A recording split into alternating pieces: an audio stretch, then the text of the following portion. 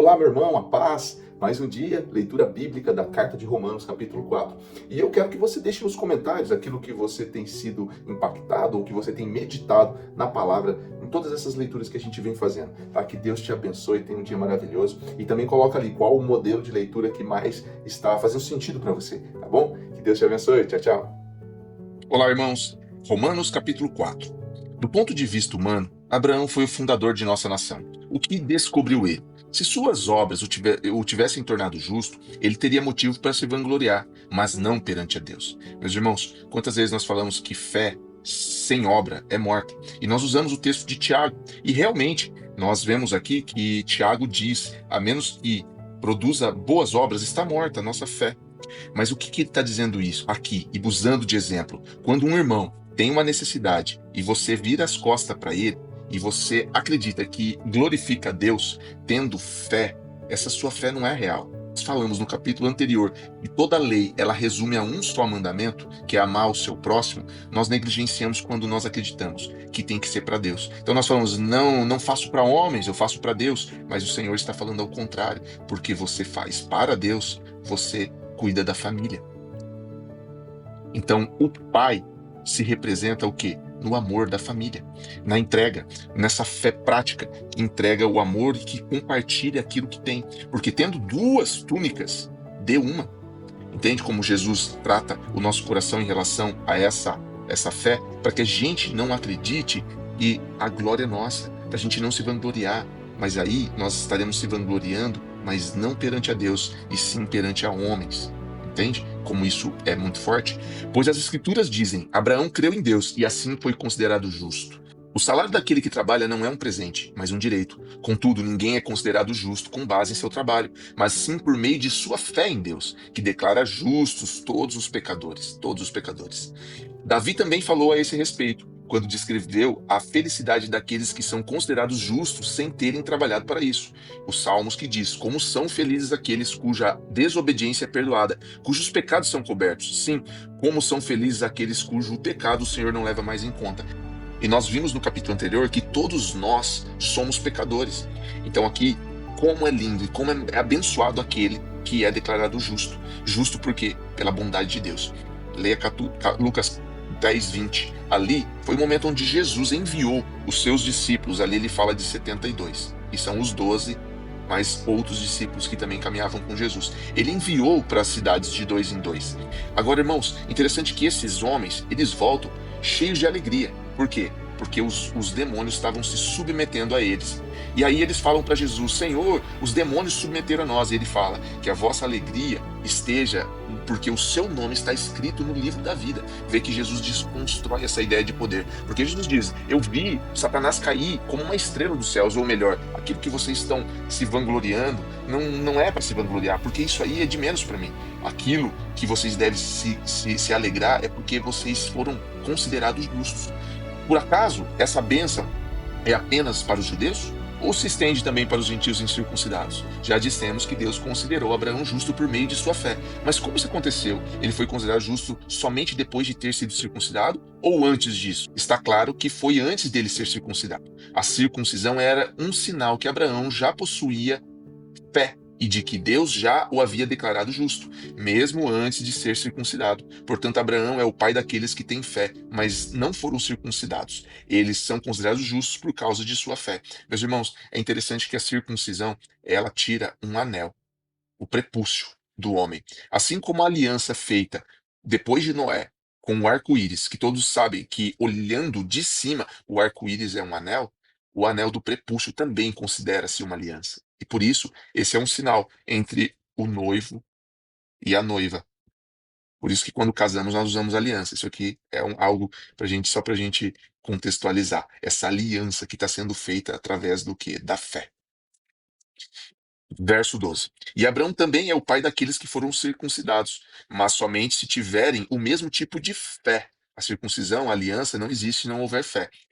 Que Abraão tinha antes de ser circuncidado. A promessa de que Abraão e seus descendentes herdariam toda a terra não se baseou em sua obediência à lei de Deus, mas sim no fato dele ter sido considerado justo quando teve fé. Portanto, se a herança prometida é apenas para aqueles que obedecem à lei, a fé é desnecessária. A promessa é anulada. pois a lei traz ira sobre aqueles que tentam obedecer a ela. A única forma de não quebrar a lei é não ter nenhuma para quebrar. Veja, então nós estamos falando que nós não precisamos ter a lei de Deus e a palavra ela não se contradiz. Aqui, próprio Cristo fala em Mateus 5, 17 a 20: Não pensem que eu vim abolir a lei de Moisés, ou os escritos dos profetas. Vim cumpri-los. Diz que ao menos que a nossa justiça supere muito, muito a justiça dos mestres da lei e dos fariseus, vocês jamais entrarão no reino dos céus. Vê que importante que é isso? Então, Jesus não está dizendo para a gente abolir, mas sim para que a gente deixe o quê? De ser hipócrita. Que a gente viva a justificação da fé. E a lei aplicada o quê? Pela fé. Porque somente tendo fé a gente vai conseguir cumprir a lei. Fé em quê? Nas boas novas. Naquilo que Jesus Cristo cumpriu e nos justificou. Né? Então a nossa justiça está em Cristo, mas ela tem que ser acompanhada com a vivência e o cumprimento da lei. Mas como? A lei de amar o próximo. Então você vê que tudo aqui está sendo construído para que a gente possa viver esse evangelho redentivo e não resolutivo, e não do serviço, né? Verso 16. É por isso que a promessa vem pela fé, para que ela seja segundo a graça de Cristo, e assim alcance toda a descendência de Abraão, não somente os que vivem sob a lei, mas todos que têm fé. Fé, aqui é o DNA, como a que teve Abraão, pois ele é o pai de todos que creem. O DNA de Deus, dos descendentes, daquele que foi feito a aliança, é a fé, e não o seu sangue, não o sangue judeu. Por isso que o Senhor disse tudo isso aqui, que o justo vive pela fé. Verso 17. Conforme aparece nas Escrituras, eu o fiz pai de muitas nações. Isso aconteceu porque Abraão creu no Deus que traz os mortos de volta à vida e cria coisas novas do nada. Porque Isaac era uma tipologia de Cristo, no qual era um sacrifício vivo, e a fé de Abraão de que Deus poderia trazê-lo de volta é a mesma fé que temos hoje, que Deus trouxe Jesus de volta, ressuscitou e se tornou Jesus, o Cristo, o nosso cabeça, o cabeça do corpo de Cristo. Então, isso aqui está mostrando que Abraão ele teve fé que Deus poderia trazer Isaac de volta. A mesma fé da promessa de que Deus traria o seu filho e o tornaria Cristo, trazendo ele de volta da morte, que ele seria entregue aos malfeitores. Verso 18. Mesmo quando não havia motivo para ter esperança, Abraão a manteve, crendo que se tornaria o pai de muitas nações, pois Deus lhe tinha dito: Esse é o número de seus descendentes que você terá. E sua fé não se enfraqueceu, embora ele soubesse que aos 100 anos seu corpo, bem como o ventre de Sara, já não tinha um vigor. Meus irmãos, como a gente às vezes quer ter vigor para cumprir e fazer as coisas, né? Em nenhum momento a fé de Abraão na promessa de Deus vacilou. Na verdade, ela se fortaleceu e com isso ele deu glórias a Deus. Meus irmãos, muitas vezes a gente sucumbe às circunstâncias da vida. Olha a circunstância de Abraão, ele não vacilou, ele já não tinha vigor, mas ele não vacilou por quê? Porque ele confiava, ele tinha fé no Deus que pode fazer todas as coisas novas, todas as coisas novas. Então é essa fé que nós devemos ter quando a gente vê as circunstâncias da vida, de que Deus tem o controle e de que ele traz aquilo que está morto à vida. Verso 21. Abraão estava plenamente convicto de que Deus é poderoso para cumprir tudo o que promete. Por isso, por sua fé, ele foi considerado justo. E quando Deus considerou Abraão justo, não o fez apenas para benefício dele. As Escrituras dizem que foi também para nosso benefício, pois elas garantem que também seremos considerados justos por cremos naquele que ressuscitou dos mortos, a Jesus, nosso Senhor. Ele foi entregue à morte por causa de nossos pecados e foi ressuscitado para que fôssemos declarados justos diante de Deus. Justificação que só vem através de Jesus Cristo. Meus irmãos, vamos ler essa nota aqui que eu deixei. Tudo que deveria ter sido feito pela salvação da humanidade foi cumprido em Jesus na cruz e completo em Jesus o Cristo ressurreto. A vocação da igreja jamais será em salvar almas, mas em manifestar sua vocação original de revelar o Pai e suas virtudes aos rebeldes. Meus irmãos, só tem dois lugares, eu falo muito isso no nosso GC, só tem dois lugares para estarmos. O primeiro, como filhos, e o segundo, como rebeldes. Não existe um lugar neutro em cima do muro. Deus vomita os mornos. E, meus irmãos, o problema hoje da humanidade é que o diabo, ele já não está mais tentando enganar os filhos, os remanescentes, os eleitos. Ele não precisa enganar esse povo, mas os mornos, ele é fácil de enganar.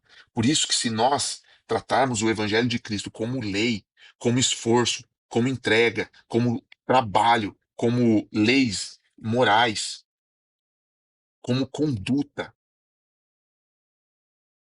em vez de ser uma manifestação de virtude, de responsabilidade. Responsabilidade com quem? Com nossos irmãos. Uma responsabilidade por ter sido abençoado, me tornar um abençoador. Meus amados irmãos, esse é o Evangelho de Cristo. Tudo aquilo que nos leva a crer que a salvação é algo que nós devemos fazer, que o ministério e o propósito da igreja é salvar as almas, se torna, mesmo que com muita sinceridade, anticristo. Porque diz que algo pode levar as pessoas à salvação que não Cristo. Então, a igreja não salva ninguém, mas apresenta as boas novas da salvação que Cristo cumpriu na cruz. Deus te abençoe, tenha um ótimo dia. Até amanhã. Tchau, tchau.